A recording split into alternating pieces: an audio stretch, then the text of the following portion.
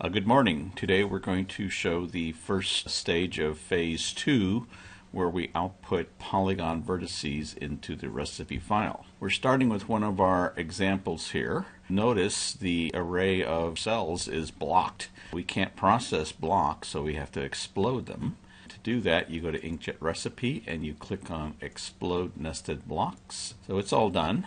The next step will be to link these lines in arcs. These are just lines and arcs, and they don't form a closed boundary that defines the cell. So in order to do that, we'll use the line linker. Select the objects. I'll use a window selection. Okay, and now it asks for a radius, and I think the default radius is fine. Okay, and it told me that 146 polygons were created. Now we only have 90 of these, but it grabs some of the little itty-bitty ones around the side too. The next step is to define the glass.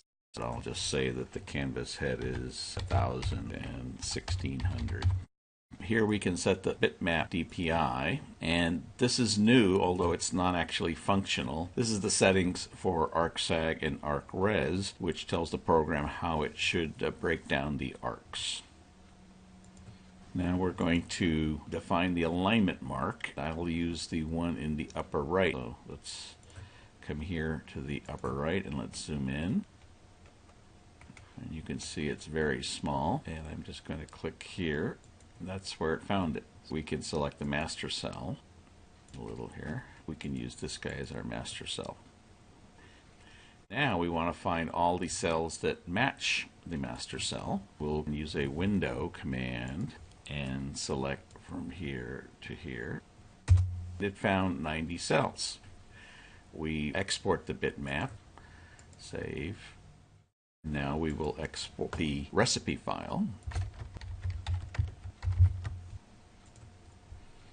Alright, it's been exported, and if we want to view it, we can do that. You'll see the first section is the same. We don't really know what these are. We didn't enter any halftone information. This is the new information. Tells you that there's one master cell, 90 of type 1. This may not be needed anymore.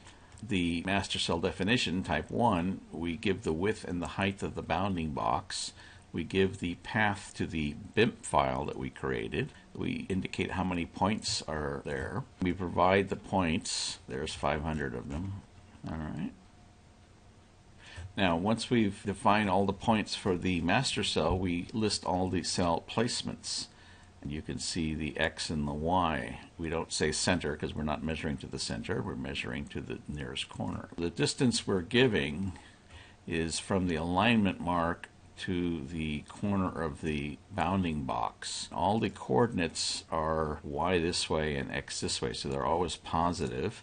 On the master, the 0, 0 is in this corner because we picked an upper right, and all the coordinates are also positive. So you'll have your 90 insertions. At the very bottom, we've kept the old data just for comparison purposes, and we will delete that once we're asked to do so. We're continuing on the other functionalities that were discussed. Thank you.